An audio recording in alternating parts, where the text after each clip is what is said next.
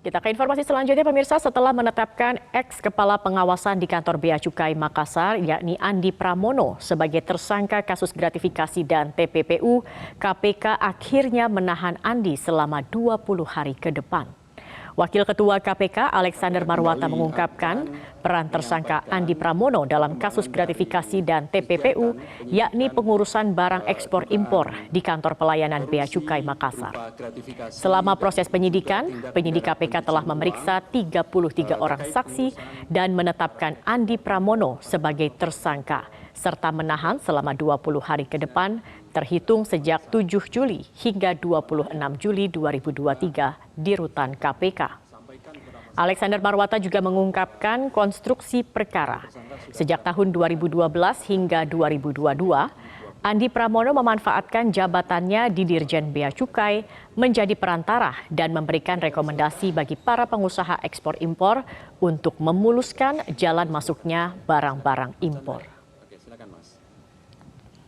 Andi diduga menerima uang imbalan atas jasanya menjadi perantara importir untuk mencari barang logistik dari Singapura dan Malaysia menuju ke Vietnam, Filipina hingga Kamboja yang menyalahi aturan kepabeanan karena pengusaha tersebut tidak memenuhi syarat.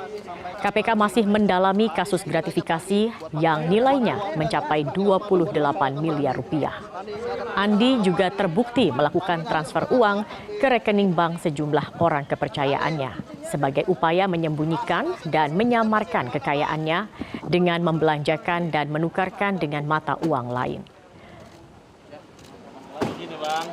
Tentang waktu antara tahun 2012 sampai dengan tahun 2022, Saudara AP dalam jabatannya selaku PPNS sekaligus pejabat eselon 3 di Direktorat Jenderal Bea dan Cukai diduga memanfaatkan posisi dan jabatannya tersebut untuk bertindak sebagai perantara atau broker dan juga memberikan rekomendasi bagi para pengusaha yang bergerak di bidang ekspor impor sehingga nantinya dapat dipermudah dalam melakukan aktivitas bisnisnya.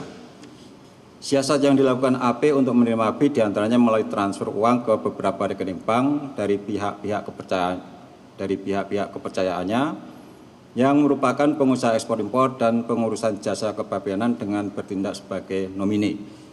Dugaan penerimaan gratifikasi oleh Saudara AP sejauh ini sejumlah sekitar 28 miliar rupiah dan masih terus dilakukan penelusuran lebih lanjut.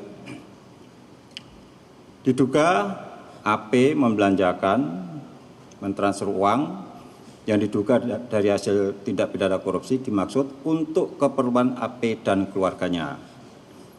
Antara lain dalam kurun waktu 2001 dan 2022 melakukan pembelian berlian senilai 652 juta rupiah, pembelian polis asuransi senilai 1 miliar rupiah, dan pembelian rumah di wilayah Pejaten, Jakarta Selatan senilai 20 miliar rupiah.